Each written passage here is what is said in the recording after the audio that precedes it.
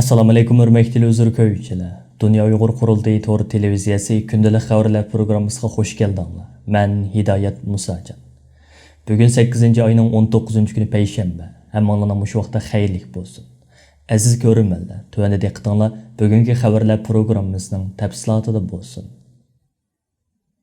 Mushu yakshanba kuni 7-navbatlik Dunyo Uyg'ur qurultayining vakilligi uchun 20 dan ortiq davlatda bir tutash holda elib beriladigan saylamda 300 nafardan ortiq vakil nomzodi qurultay tayyorlik komiteti tarafidan bekitilgan 200 nafar rasmiy vakillik uchun raqobatga kiradi. Qurultay ijroiya komitetining talabi bo'yicha bu qadimgi vakillik saylamiga qatnashadigan nomzodlarning taxminan 3 dan 1 qismi yoshlar va xonim-qizlardan tarkib topdi. Qozog'iston, Qirg'iziston, O'zbekiston, Amerika, Yaponiya, Turkiya, Norvegiya, Germaniya qatorliq ba'zi davlatlarda yakshanba kuni maxsus saylam sanduqi quriladi.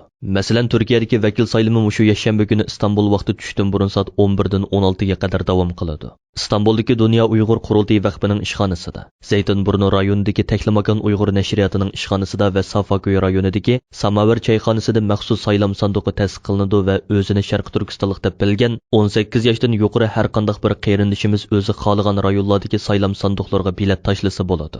Germaniyadagi vakillik saylami Dunyo Uyg'ur qurultayi markazi organining o'rlashtirishi bilan yakshanba Myunxen shahridagi bir dunyo uyi deb atalgan binoning yig'in zalida Berlin vaqti tushdan keyin soat 14 da rasmiy boshlanadi. Norvegiyadagi vakillik saylami yakshanba kuni Oslo vaqti tushdan keyin soat 14 dan 16 ga qadar davom qiladi. Korona vabosi tufaylidan jamoatni yig'ib saylam o'tkazish imkoniyati bo'lmagan Avstraliya qatorliq ba'zi davlatlarda shu davlatda ta'sis qilingan vakil saylash komitetlari tor orqali ovoz berish yoki telefon orqali tashkilot rahbarlari va a'zolarining bir-birlab ra'yini sinash va ma'qulligini ilish usullari orqali vakil nomzodlari ichidan rasmiy vakillarni turg'izib chiqadi. Uyg'urlar soni oz bo'lgan davlatlardagi vakillar qurultay tayyorlik komiteti tomonidan tanlab bekitiladi. Hozir 6-navbatlik Dunyo Uyg'ur qurultayi vakillarining vakillik salohiyati butun dunyo miqyosida bir tutash holda vakil saylami o'tkaziladigan 22-avgust kuni rasmiy oxirlashadi. Navbatdagi qurultay rahbarlik hay'atining vazifa o'tash muddati bo'lsa 11-oyning 13-kunidan 14-kunigacha Chexiyaning poytaxti Pragada o'tkaziladigan 7-navbatlik Dunyo Uyg'ur qurultayining rahbarlik saylamiga qadar davom qiladi. Bu navbatlik qurultay vakillarining ishonchlik va sog'lom bo'lishiga kafolatlik qilish va Xitoy josuslarining qurultayga singib kirib kelishining oldini olish uchun qurultay vakilligiga iltimos sungan taxminan 400 nafar yaqin kishi dastlabki qadamda shu davlatlardagi Uyg'ur tashkilotlari bilan vakil saylash komitetlarining bir-birlab tekshirishidan o'tkazildi. Ikkinchi bosqichda bo'lsa ular yana qurultay tayyorlik komitetining qayta tekshirishidan o'tkazildi.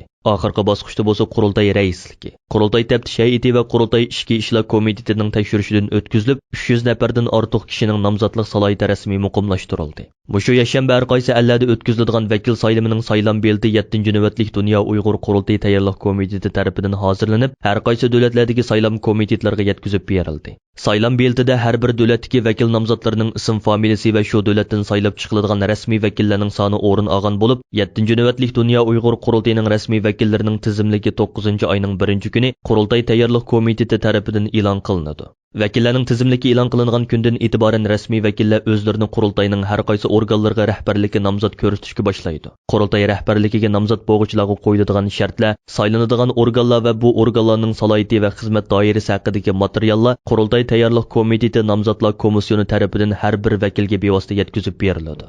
Dunyo Uyg'ur qurultayi markazi organining stansimizga bildirishicha 7-navbatlik qurultayning rasmiy saylab chiqilgan vakillari millat vakili yoki parlament a'zosi tusini olgan alohida salohiyatga ega bo'ladi va ular o'zdir turishliq davlatlarda Dunyo Uyg'ur qurultayiga to'liq vakillik qilish salohiyatiga ega bo'ladi.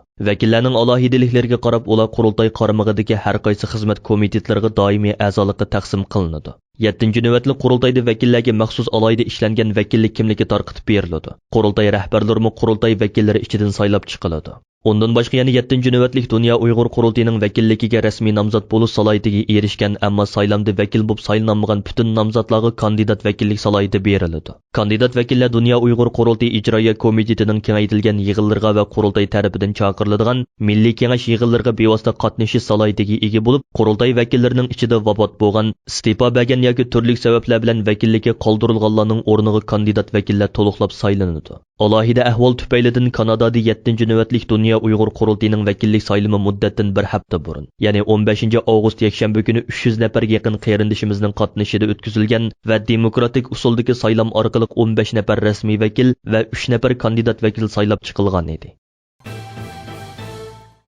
Xalqarada terrorlik bilan ayblanayotgan Taliban kuchlarining Afg'onistonda yangiboshdan islomiy hokimiyat o'rnatganligini jakarlashi dunyoda jiddiy andisha paydo qilmoqda. Xalqaro taratqularda bir necha kundan buyon Amerika boshchiligidagi g'arb davlatlarining Afg'onistondagi elchixona xodimlari bilan fuqarolarni jiddiy chekintirayotganligi xabar qilinmoqda. Holbuki mushundaq bir sharoitda Xitoy hukumatining Afg'onistondagi elchixonasini chekintirmayli qolmasdan, balki yana Taliban kuchlariga yaqinlik bildirishi taratqularning diqqatini qo'zg'adi. Angliya BBC agentligining 17 avgustdagi xabarida aytilishicha, Xitoy tashqi ishlar ministri Wang Yi 16 avgust kechqurun Amerika tashqi ishlar ministri Antony Blinken bilan so'zlashgan. U so'zlashda Amerikani ayblab, Amerikaning tezlikda askar chekindirishi Afg'oniston vaziyatida yomon ta'sir paydo qildi degan. Reuters agentligining 17 avgustdagi xabarida deyilishicha, Wang Yi so'zda yana Amerika hukumatining Sharq Turkiston Islom harakati tashkilotini terrorlik tashkilotlar tizimligidan o'chirayotganligini tanqidlagan. Holbuki Amerika hukumati o'tgan yildan buyon bundaq bir tashkilotning mavjudligining gumonliq ekanligini, shundaqla Xitoy hukumatining Uyg'urlarni bostirish uchun mushundaq bir yolg'on bahona sababni to'qib chiqqanligini ilgari surgan edi. Xitoy tashqi ishlar ministrligining bayonotchisi Hua Chunying 17 avgustdagi bayonotida Amerikani ayblab, Amerika armiyasining Afg'onistondagi mavjudligi va amaliy kuchi Afg'onistonga buzg'unchilik ilib keldi. Bu taraqqiyot emas degan. Xitoy markaziy televiziyasining 18 avgustdagi xabarida Xitoy bayonotchisi Zhao Lijianning Xitoyning Afg'onistonga tutgan pozitsiyasi haqida muxbirlarga bergan bayonoti e'lon qilindi. Zhao Lijian bayonotida Xitoy hukumatining Taliban kuchlaridan Sharq Turkiston Islom harakatini o'z ichiga olgan barliq terrorlik kuchlariga zarba berishini umid qiladiganligini bildirgan. Analizlar Xitoy hukumatining Taliban masalasida Amerikani ayblab, Talibanni qo'llash pozitsiyasini ifodalashida Xitoyning Afg'onistonda yangi manfaatga erishishni maqsad qilayotganligini taxmin qilmoqda.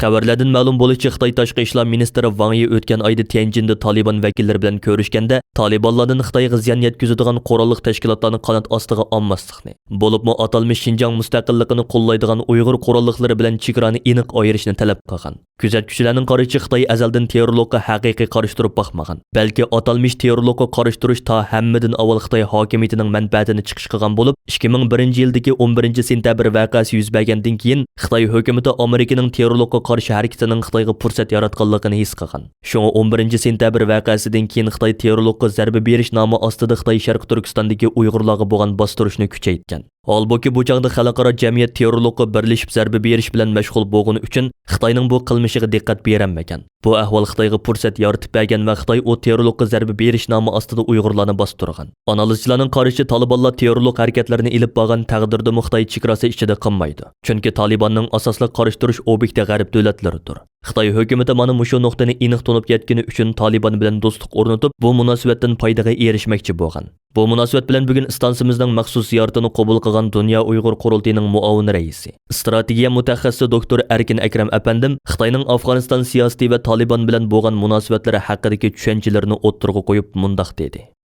Amerika va NATO kuchlari Afg'onistondan çekilib ketishi bilan birlikda Afg'onistonda yurgizayotgan siyosatning mag'lubiyatga uchraganligini xalqaro tarafdan jakalayotdi va bo'libmi Xitoy buni Amerika mı çökevadıdı ve G'arb mı çökevadıdı deb Xi Jinping'ninki G'arb çöktü, Şarq yükseldi degan ko'z qarashga moslashtirib, tanqidni texmi aşırı bir şekilde ilib beriyotdi.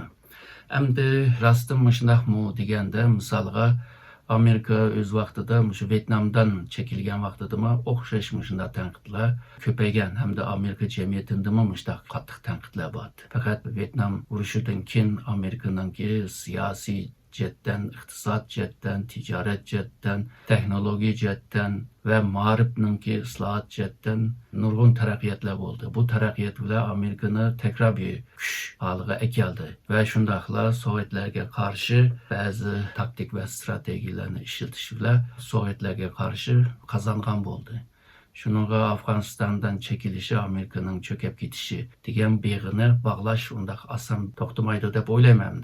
İkinciden Amerika'nın ve NATO güçlerinki bu rayondan çekilip çıkıp gitişi aslında bu rayonga jeopolitik cihette bazı xatarlikni ve şundaqla xavfsizlik cihette bazı xatarliklarni tashlab qo'yib ketgan bo'ladi. Bu xatarliklarga qarshi kim hamda buni hal qilib va buni muqimligini qo'g'daydi?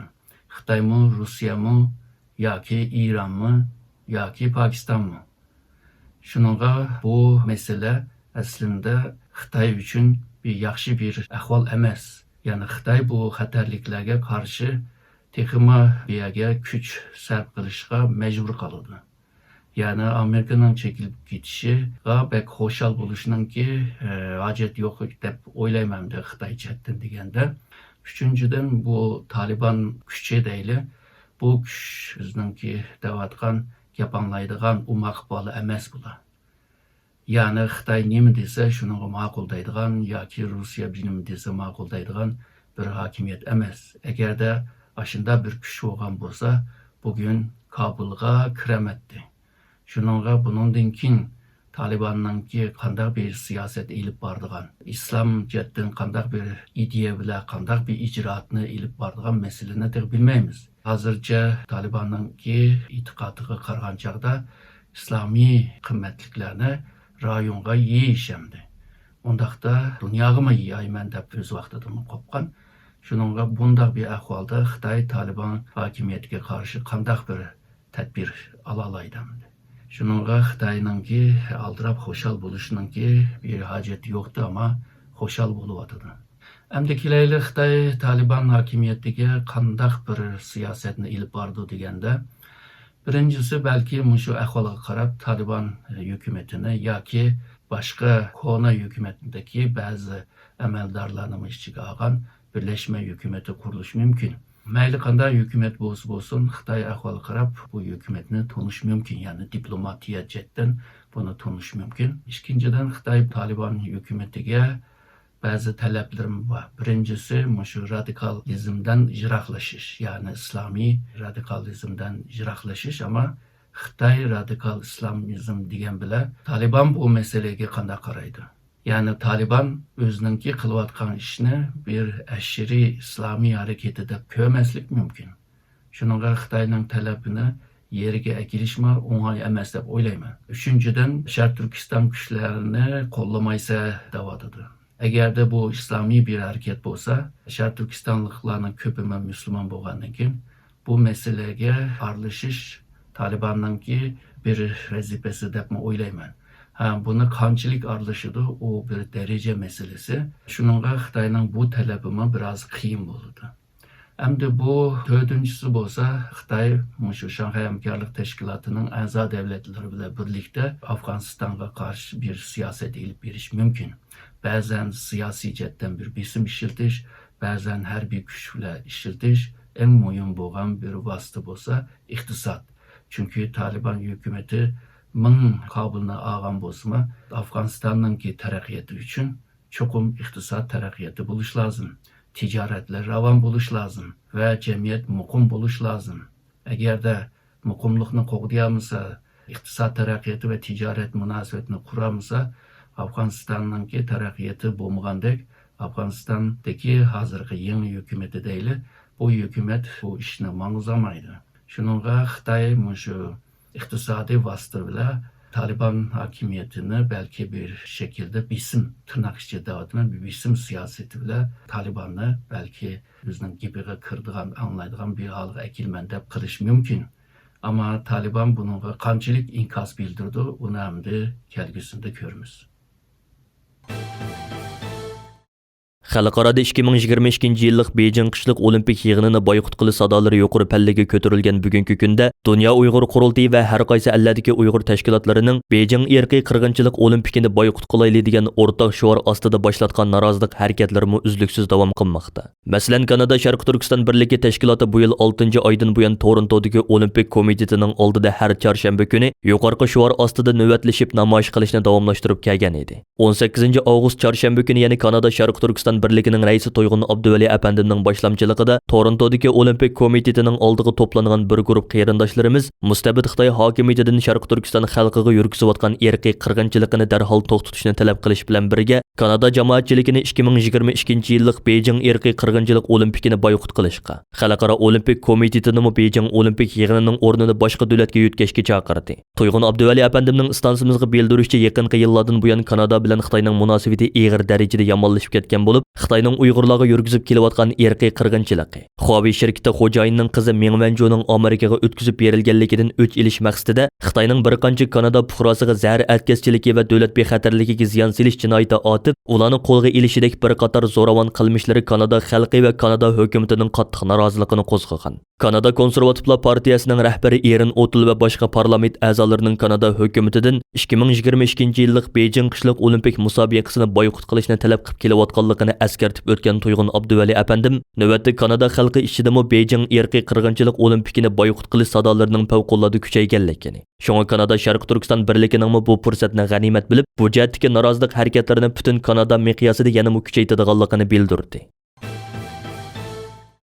Xalqaro Uyg'ur sud kollegiyasining bu yil 9-oyning 10-kunidan 13-kunigacha Londonda o'tkazilgan 2-qitimliq sotining butun jarayoni sizlar ko'rayotgan Dunyo Uyg'ur qurultiyi tor televiziyasining YouTube kanali orqali naq maydondan bevosita tarqatiladi. Bu qitim sudda guvohlik beradigan chet ellik shohidlarning so'zlari istansimiz tarafidan alohida taklif qilingan 2 nafar tarjimon orqali naq maydondan bevosita tarjima qilinadi. Istansimiz sud boshlanishidan bir kun burun, ya'ni 9-oyning 9-kuni sudga qatnashish uchun Londonga kelgan Sharq Turkistonlik guvohchilar va kuzatuvchilarning qatnashida cho'ng tipdagi naq maydon suhbat programmasi o'tkazildi. Sudning oxirgi kuni bo'lgan 9-oyning 13-kuni kechda sud zalida Dunyo Uyg'ur qurultiyi tarafidan Angliya parlamentida Uyg'ur erkiy qirg'inchilik qarorining qabul qilinishida boshlamchilik roli o'ynagan va bu sababdan Xitoyning embargosiga uchragan Nusrat G'ani qatorliq parlament a'zolariga sharafnoma tarqatish murosimi o'tkazildi va mazkur murosim istansimizning YouTube sahifasi orqali naq maydondan tarqatiladi. Shunga hozirdan boshlab istansimizning YouTube sahifasiga obuna bo'ling va bu tarixiy fursatni qochirmang. Dunyo Uyg'ur qurultiyi markaziy ishxonasining istansimizga bildiruvchi Xalqaro Uyg'ur sud kollegiyasining bu yil 9-oyning 10-kunidan 13-kunigacha